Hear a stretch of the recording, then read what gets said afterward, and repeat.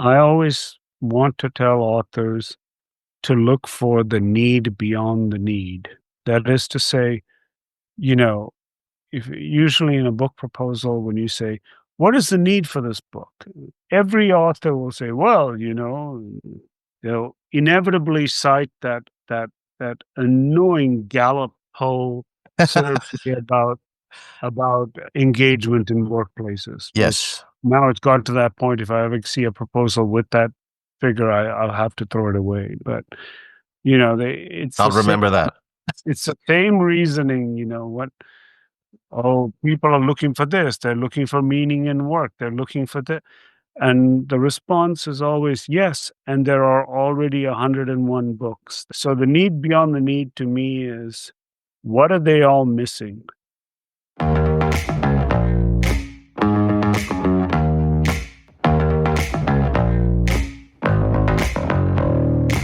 Hi, I'm Ravi Tangri, and this is Soul Engineering Your Life and Your Work. This is about how do you find those tiny little pressure points that elevate, that transform, that allow you to bring more heart and soul into all of your life, into your work, into your play, into everything that you do. How do you find those simple little things that you can do that can make a huge shift in your life?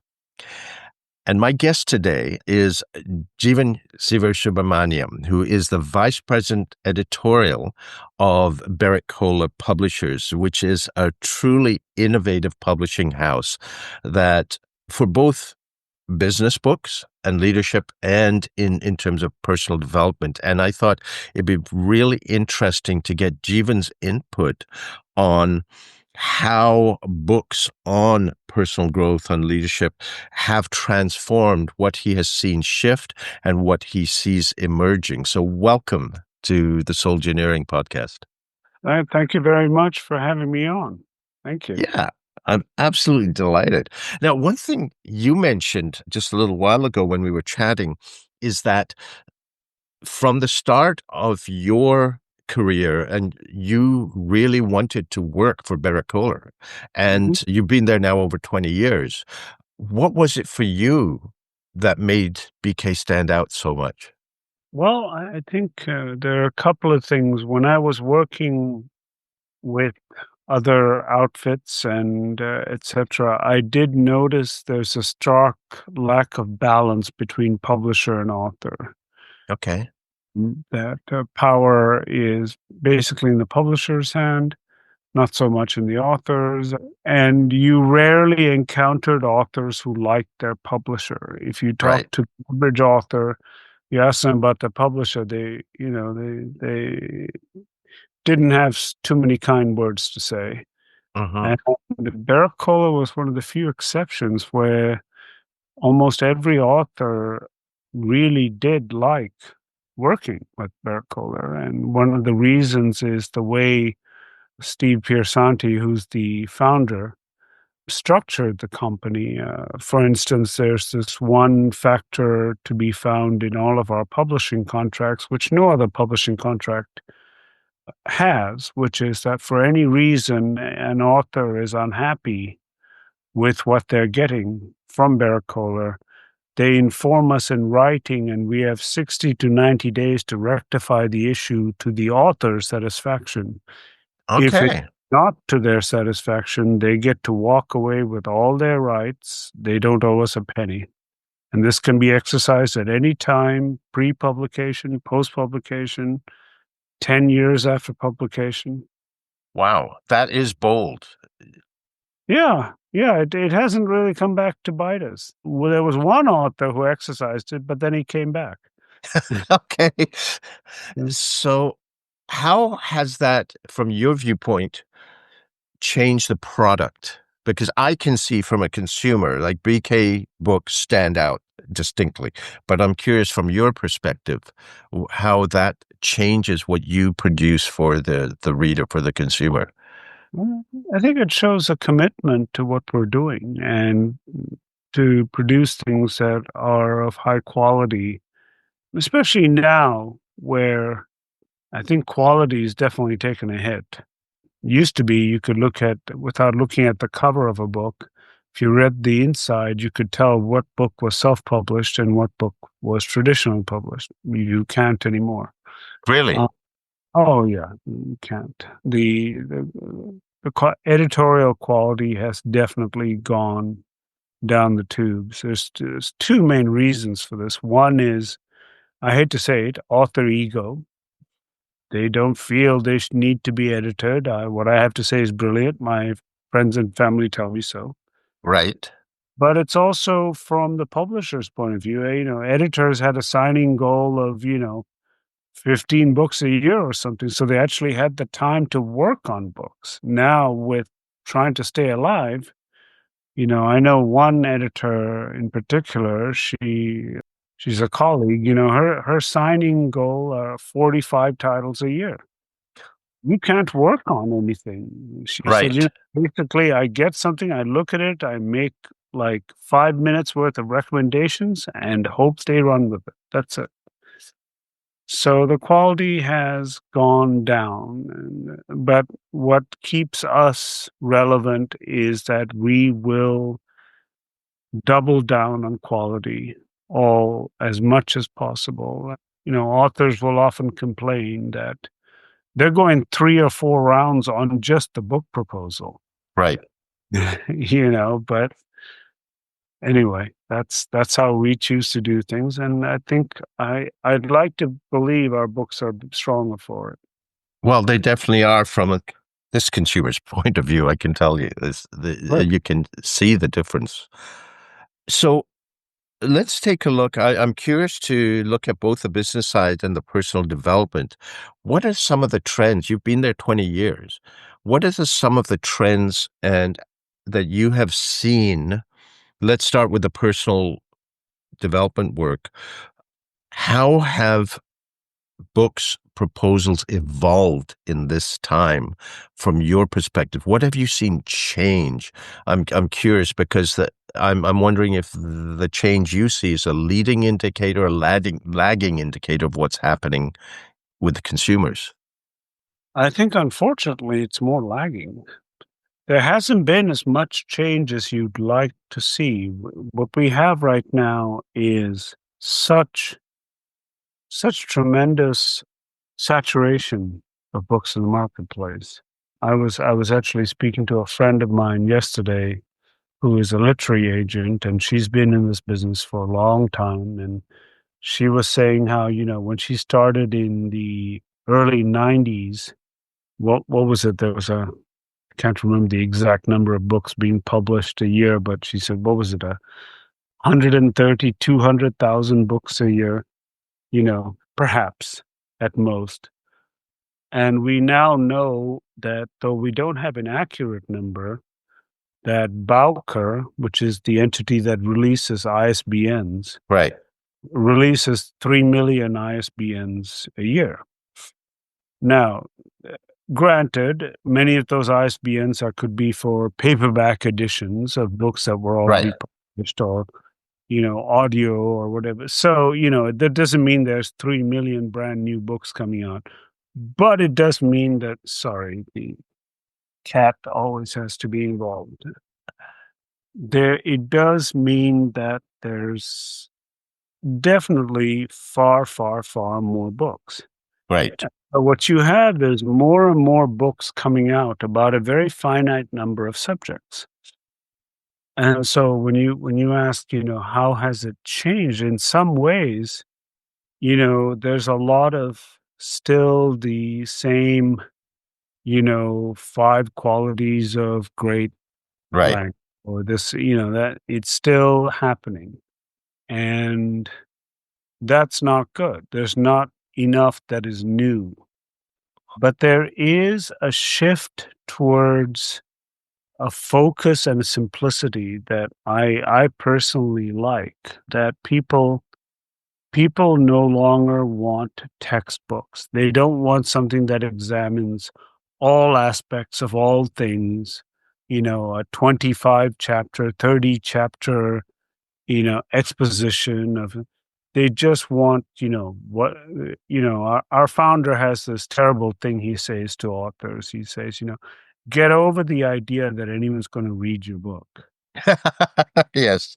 Said, at best, maybe they'll read half. Yeah. Or the first Most- chapter, usually, maybe. Maybe that's it.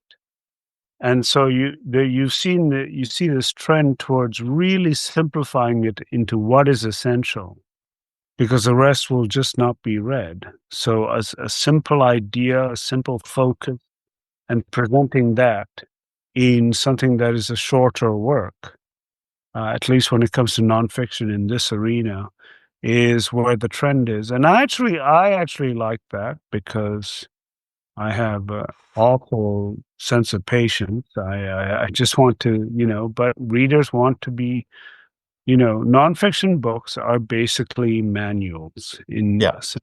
Like, I have a problem. How do I fix it? Here's the philosophy. Here's the steps to follow. Go. Don't bury me in theory.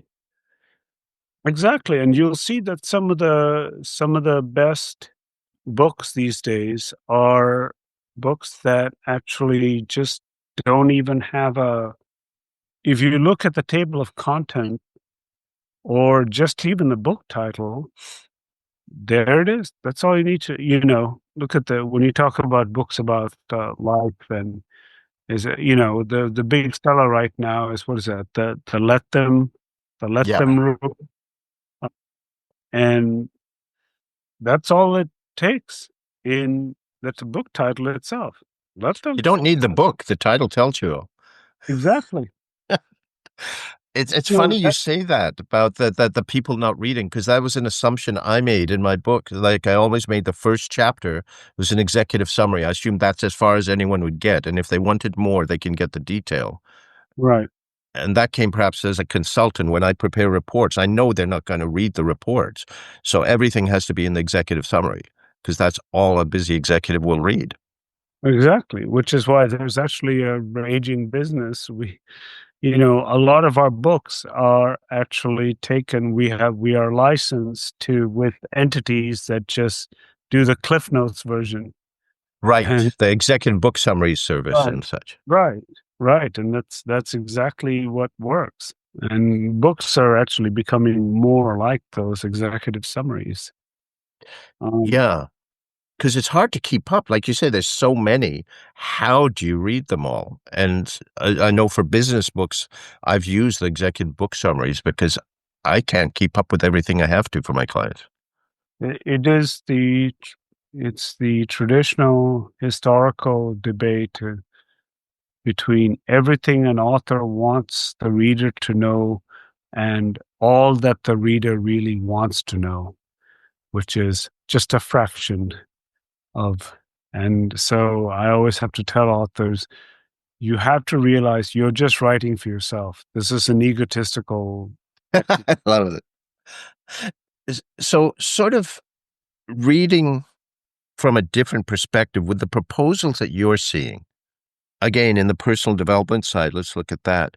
What are, even if it's a lagging indicator, what is it telling you that people are looking for now in terms of personal growth? What are they hungry for based on what you're seeing coming in through proposals for that? Well, there's personal growth that is, even the personal growth arena can be spread into different Hmm. ways. There's definitely the more spiritual approaches, but a lot of, business and management books are personal growth books. There's this Absolutely.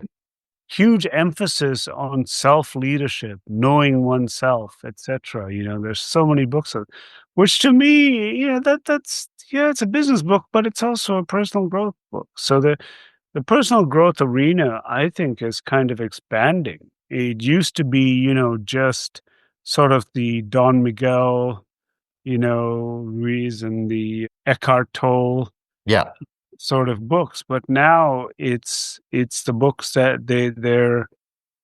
I mean, a fine example is Brene Brown, Hmm.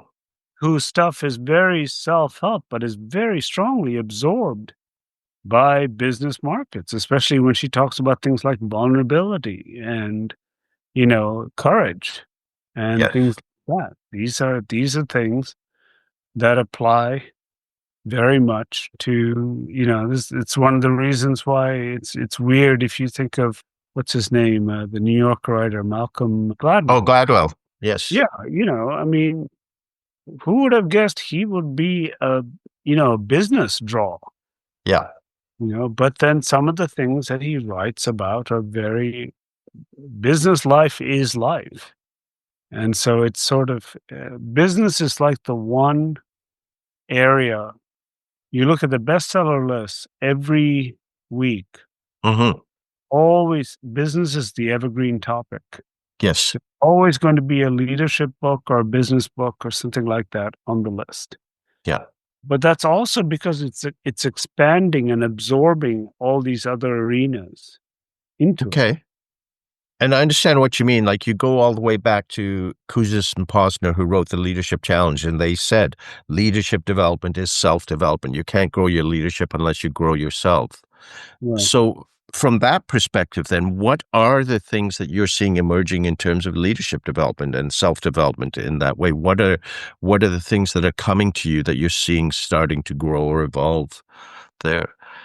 I think there's a lot of definitely the self leadership arena is very popular because it's to you and me it's a logical assertion. Hmm. Can't lead others until you know yourself. You're only as good as how well you know yourself. You can't take Absolutely. prescriptions from others and then just go launch into it. So definitely that's one thing I see a lot of. Surprisingly, though, from the whole other side of things, this is not related to self-help, is the huge influx of books about AI. Oh, yes. And it is self-help in a strange way, is that how can you navigate AI? How can it make sense to you? How do you fit in with that sort of thing? Which is fascinating. They don't make for very good books, though. That's because by the time the book even goes to print, it'll be out of date Absolutely. Because it's evolving so radically. every day. Yeah. So there is definitely the expansion into different arenas. I would say that even our biggest selling business book, which is Leadership and Self-Deception by Arbinger, Hmm. uh, is, you can guess by the title, Self-Deception. I mean, it is a personal growth book. It is one where it's forcing you to look at yourself. Yeah. In the simplest terms, if there's no solutions for the biggest problems, you may be the problem. Exactly. Or if the same problems keep coming up, who's the common factor? Exactly. They have a brilliant lesson in that book. I don't know if I'll just briefly tell you that they tell the story. It's true of this British hospital where this set of doctors, the women in the maternity ward keep dying or keep getting Yes, I remember. ill. And they figured out, what could be the cause? And then they realize they are the cause because they weren't carefully washing their hands before treating these women who are And they were suspected. infecting them. Yeah. Yeah, yeah. So I love that, and of course, I love books that take the challenge. But in this very saturated arena, I always want to tell authors to look for the need beyond the need. That is to say, you know, if usually in a book proposal, when you say, what is the need for this book? Every author will say, well, they'll inevitably cite that annoying Gallup poll survey about engagement in workplaces, which Yes. now it's got to that point. If I ever see a proposal with that figure, I'll have to throw it away. But it's I'll the same. remember that. It's the same reasoning. Oh, people are looking for this. They're looking for meaning in work. They're looking for the, and the response is always yes. And there are already 101 books that So fill what that. makes you stand out? what is the need you're fit? So the need beyond the need to me is, what are they all missing? What is it? If there's 101 authors who say that they are filling this need, and yet it's still a problem because you're writing about it. If it's been solved, you wouldn't want to write about it. What is the need beyond the need? What did they miss that you are going to cover? Right. That's what So I what would. are some of these that have jumped up recently for you where people have gotten something where you go, yes, that's got in it. That's a unique voice. Can you share some of the things that you've worked with the last while that? Well, with self-help, I think, it's that's a more interesting arena where it's harder to find what is different, because a lot of self-help also tends to be semi-memoirish, cathartic sort of writing, which is wonderful for the soul, not particularly interesting for anyone else. Right. I equate it to the moment you hear somebody say, "I had the strangest dream." Of course you did. Everyone has strange dreams. Nobody dreams about doing laundry. Okay, like the everyone has strange, and these dreams have meaning for you, but what do they mean for others? So, but I'd say the example that I had the pleasure of working on Sonia Renee Taylor's book, The Body is Not an Apology, which did go on to become a New York Times bestseller. And I would say that book did something different. So there's a lot of books on body image and things like that. Now, where she took it, the need beyond need, is so she said, okay, yes, first you look at someone and you look at their body and you make certain judgments. Uh-huh. She said, problem is, it doesn't actually stop there. Based on those judgments, you infer other things about them. Oh, they're lazy. They're not. And then you start inferring other things about people who may be like them. Very shortly, she says, you're making complete assessments of entire populations of people, and projecting, what are their mental faculties like? What are their work habits like? And she said, you're judging entire groups of people. It's not just a singular assessment where you're looking at one person and just saying this. And she said, that's where it gets really dangerous, because, this is how racism starts. You It's start one of them. ascribing, yes, you start ascribing certain qualities to certain people, and they all fit the mold. So of course, and Right. that to me was fascinating. Right. So for the listeners who are going to the shelves, who are going to Amazon and they're seeing 100 titles that supposedly speak to them, what's your thought on how can they discern what's truly of value to them? I think if a good book, you should be able to flip through the table of contents and get the gist of it. Okay. Uh, It's that uh, simple. book- Books today are front loaded. That is to say that, there used to be this, in the glorious days of publishing, you would read to page 358 and there would be the answer. No, nobody reads to page 358. These days with nonfiction, the heart of the book is right there in the introduction. If it isn't, it's failed. The introduction gives you the heart of what's going to be discussed in the book. The rest of the book is just expanding on what's there. Right. So So if the between introduction doesn't speak to you, the introduction and the table of contents, if those two don't do it for you, then the book probably won't. okay. That's a gross generalization. Right. It's what publishers do encourage authors to do, is recognizing that, look, you have the attention span. The average reader's attention span is like a preteen. Like that's all you've got. Yeah. If they're gonna look, no. And that's it. So you got And to count. and let's be blunt, if you're buying a book, odds are you are not going to read it all. You won't get much past the first couple of chapters. Possibly not. Possibly it's I think it's interesting because that's also where the length of books comes in. You notice certain types of books have gotten shorter. Hmm. Books are the only two-step purchases in in any arena.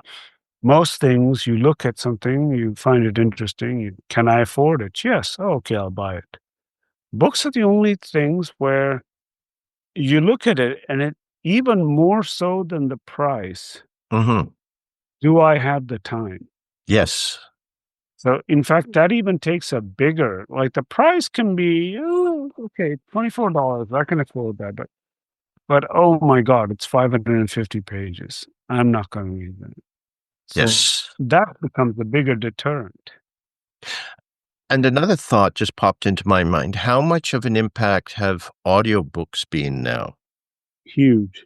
Yeah. Everyone, everyone loves them. They are perfect for, basically the lifestyles people lead, the distracted nature of our lives where you can just have something in the background while you're doing something else, whether commuting or whatever. Audiobooks are huge. Yeah. They Because are I find huge. for myself, I'm reading less, but I've always got an audiobook on in the car. Or sometimes, there are times when I take a walk, it's more meditative, but there are times if I'm just walking somewhere, I will put the phones in. And I do that far more than reading now. Yes, it's very, very common. It's less energy consuming, and you're still getting the same thing. Yeah. But audiobooks are a fascinating world. We contract with RB Media, which is the largest distributor of audiobooks in the world, for all of our books. And it's quite amazing the apparatus they have in place, and they find the right narrator, and really, yeah. The only challenge with audiobooks is convincing authors that nobody really needs to hear them narrating. Right. They want to read their own. Right. But And some, unless you're Barack Obama, nobody cares. yeah. Nobody And cares about narrating. oh, they're not all necessarily good at speaking or professional speakers. So there's a difference. Yeah. Most are awful. Yeah. Yeah. I know there's a couple of books that is like, oh my God, I should just pick up the book. This is so hard to listen to.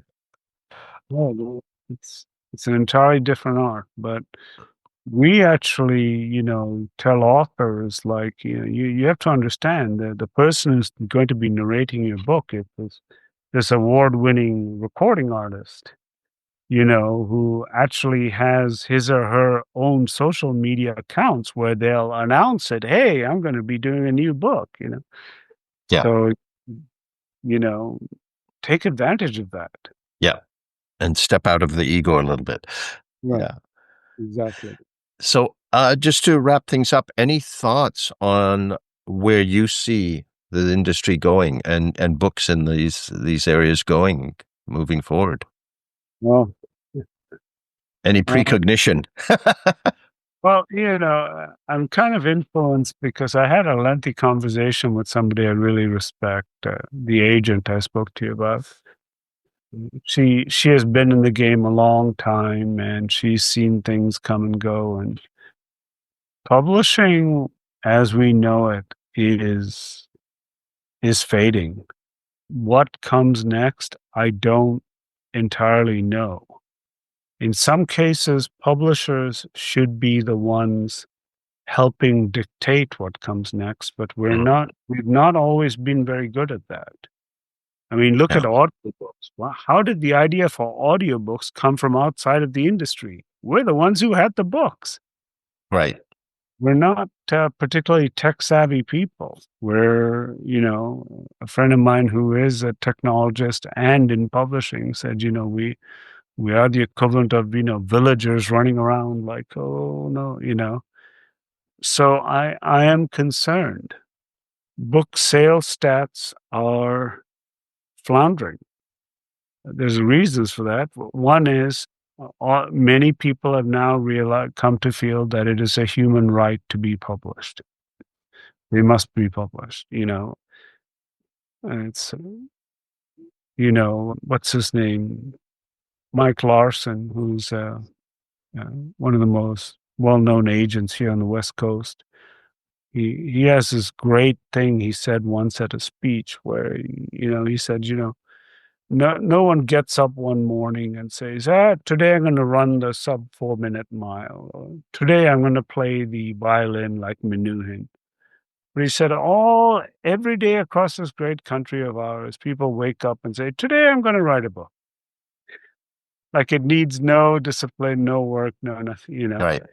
It has become a bit, so there's this huge influx of books these days. And what happens is the quality is, diluted, but it's also harder to find Yeah. higher quality books. And the result is, so, Penguin Random House, who's our distributor, gave us this frightening fact. Less than 30% of books sell 1,000 copies in their first year. Yeah. Which is that's a bomb. If you're only selling 1,000 copies, and less than Well, 30%. I'd say even, it wouldn't be that much more that you could say sell less than 100. Oh yeah. Yeah. And I understand what you're saying because in the speaking industry, it's an adage for speakers. You need a book, and they self-publish and they use it as a business card because it costs them $2, right? And it's a fancier business card when they're meeting with clients. Right.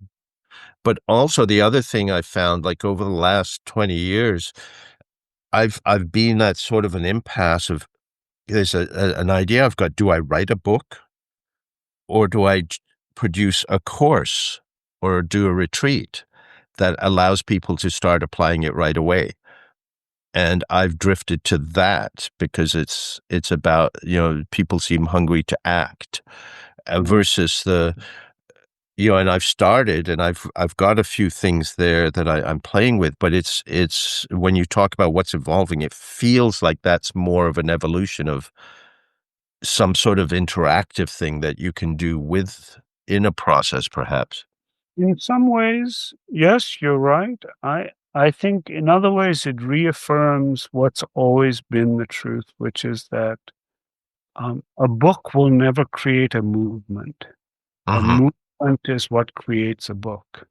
So Oh, I love when that. I always tell authors, get out there, talk about yourself, get people doing your stuff, doing your coursework, have the following first. These are people now who know your work, who are hungry for the book, and you can demonstrate to a publisher, look at it. This is what I've done. This is the kind of following I have. This is how many speeches I give on this topic, and this is how they're attended. You demonstrate that to a publisher will be like, all right, that shows the market want for the book. Let's do it. Yeah. So create the movement for the book first. Don't let we have this very noble view of publishing that Right. greatest ideas sort of rise to the surface of their own volition and people see it and no, it'll be forgotten. It'll hit the bookshelves and it'll be forgotten in less than 48 hours. Yeah. But So sorry. No, just build up the following first. Right. So it's sort of, you don't apply the build it and they will come to write it and they will come. You do build it and then you write. You have to get the following first, build up the fan club, then give them what they're asking for. Right, because that's part of what you look for in your proposals is, Right. What is the following? What are you bringing to the table to market?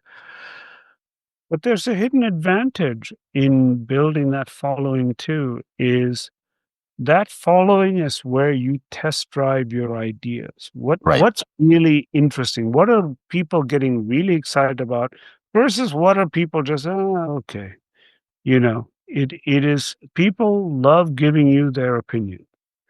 So, they are your focus group.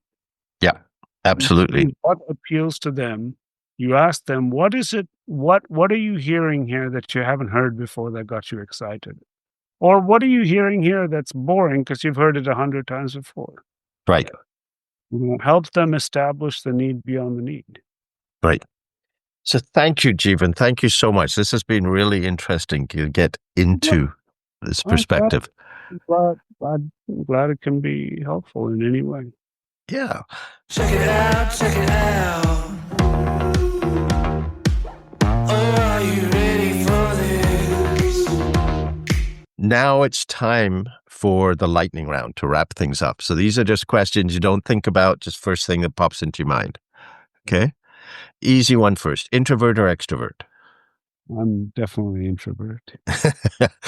Well, this should be easy too. What's the most favorite job you've ever had? I'll be honest, this. Yeah, I had a feeling. Since you've Only been at job it. in the world where you leave work every day, because you meet the smartest people in the world and you're listening to what they've learned over decades. You leave work every day smarter than when you walked in. Mhm. Can beat that. I love it. This should be interesting. What's the goofiest thing you've ever done? Goofiest thing? I when somebody sends me a proposal, I always make the mistake, and I will continue making the mistake of always, if they went to the trouble of putting together a proper proposal, I will give them solid feedback why something can't work or etc. Yep.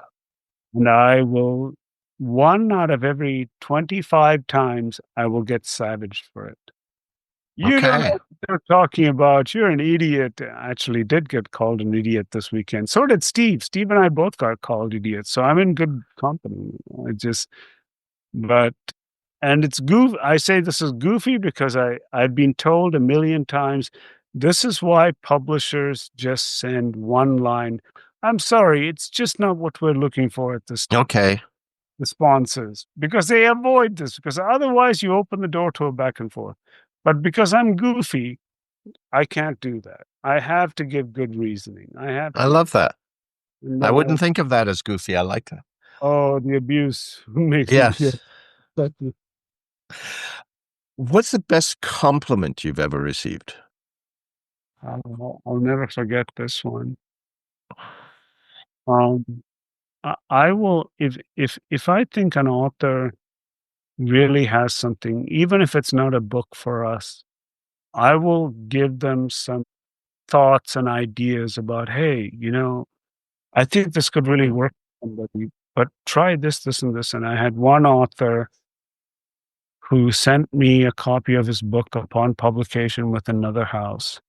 And in the acknowledgement said, paraphrasing, to Jeevan, whose editorial help was far greater than my own editors on this book. Okay. So I was like, oh, that's cool. I don't know how Nice. that editor felt about that, but I know, but who knows? I love that. What's your biggest failure and what did you learn from it? I fail every day. Oh, I I love that.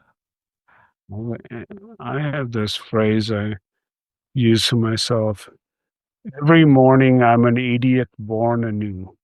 Like you just because the everything you learn gets questioned, right? This Yeah. is the nature of this. So you will read a book and you work with an author and you'll have these great ideas, and then next day somebody else will come in and say, no, it's all been disproven. It's all rubbish.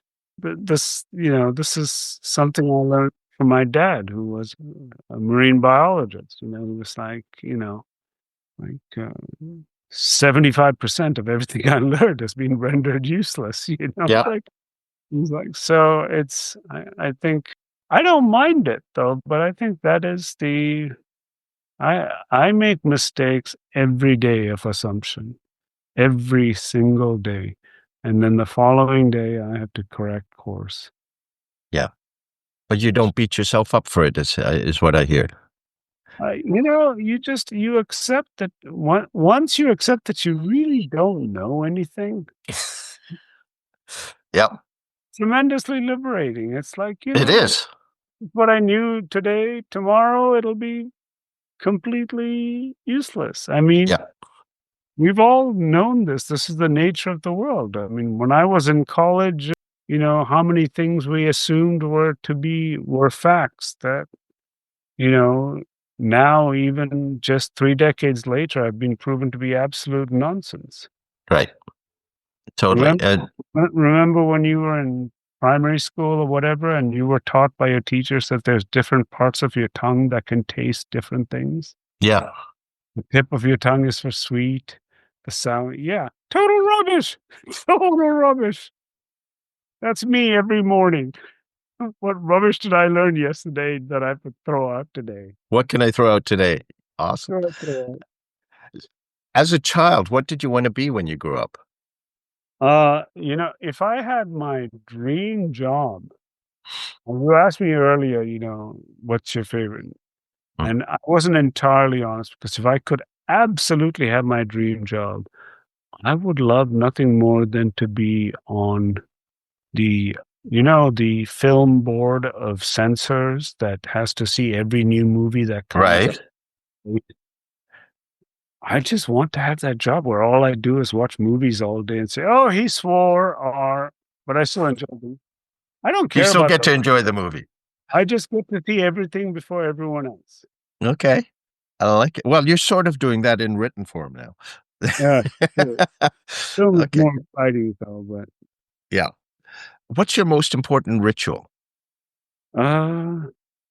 I think this is something. Okay, so this is not something I take credit for, but it's a lesson I learned from Clay Mathiel.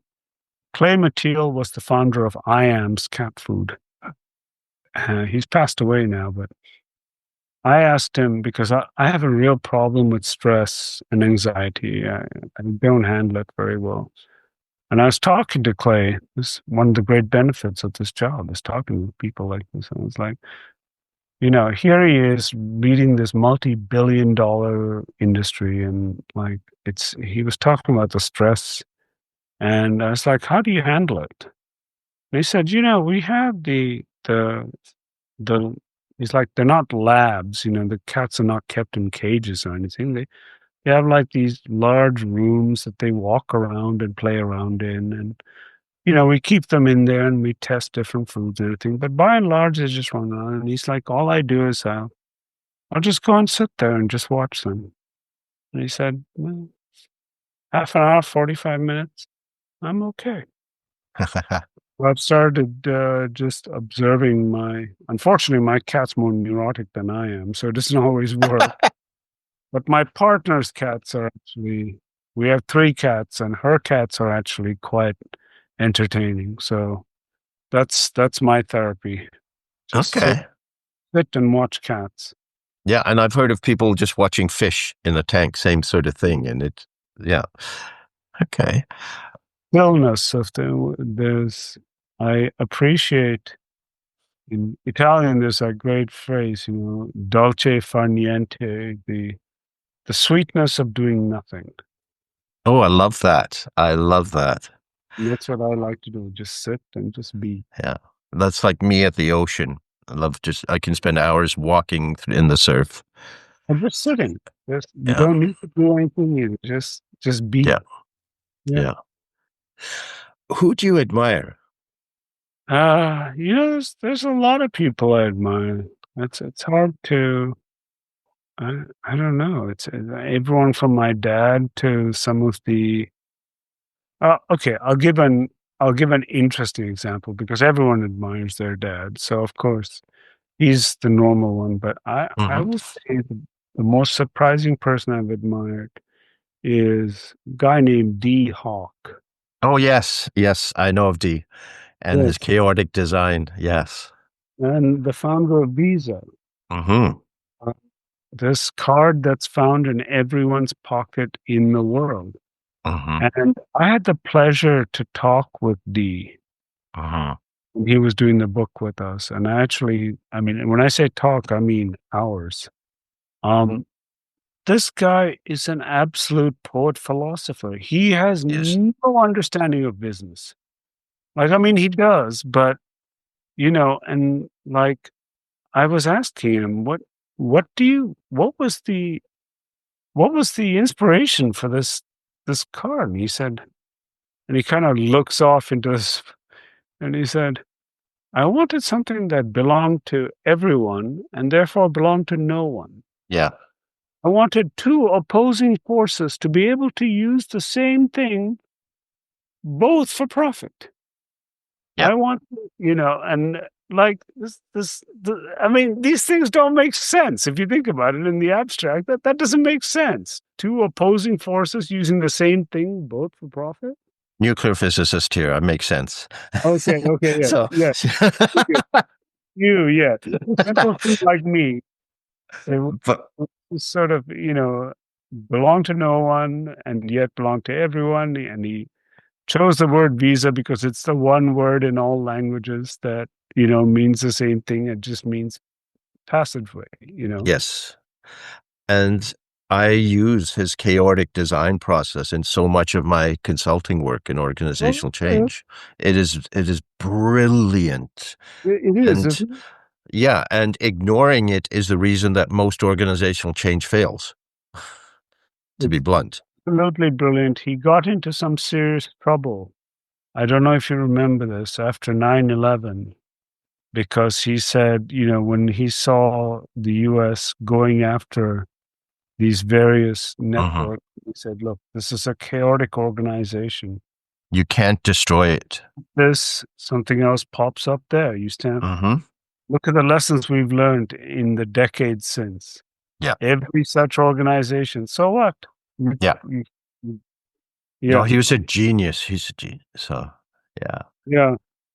So yeah, I really admired him. He was a fun guy, in his later years before he passed away. Now and then he had a very modest home. He would be sitting in the garden, he'd call and I'd say, what's going on, D? Well, nothing. I like. What's going on with you? Nothing. Nothing. Don't feel funny. So building on that nothing, how do you nourish yourself? Always wanting to find the new ideas and learning. I think learning is the most valuable thing for me. I need to always be learning.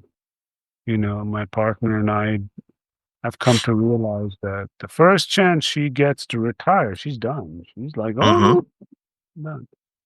I will likely never retire because I can't ever think of it. I see what it did to my father.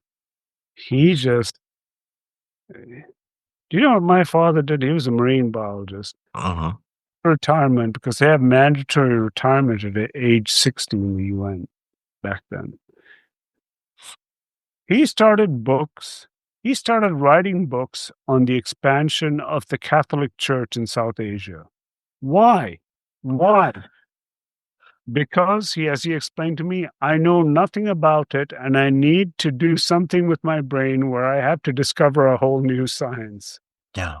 So the expansion of the Catholic Church sounds interesting. That's how desperate he was to learn. Yeah. Yeah, I can't imagine doing nothing. If you love what you're doing, why would you stop, right? Well, no scientist can ever retire. No. I know this for sure. That's true. I have enough South Asians in my family and our STEM obsessions, and none of them will ever retire. Well, I'm still very much, you're right, a scientist in the work that I do now with individuals and organizations. It's still underneath it all. So what do you want to be remembered for, Jeevan? Oh, I never thought of that. I just want to put some help put some good works out into the world that have some impact. Nice. I won't be remembered. It's okay. Okay. And sort of related to this, perhaps, is what do you see as your purpose in life? Try to be productive in some way that can help. Mm. This is the only way I really know how is through books. Okay. I wish I could be more active in some way, but for the time being, this is what's working, and if there are other ways I figure out, I'll do it. I love it. Well, thank you for making this time with me. I really, really enjoyed it. Me too. Thank you very much. You made me think about things I just haven't even thought about. Good. Good. And thank you for joining us. I'm Ravi Tangri. This is Soul Engineering Your Life and Work, and we will see you next week. I got the energy, it's all I need to finish. And everyone that knows me knows that I can do this. Yeah, I know that I can do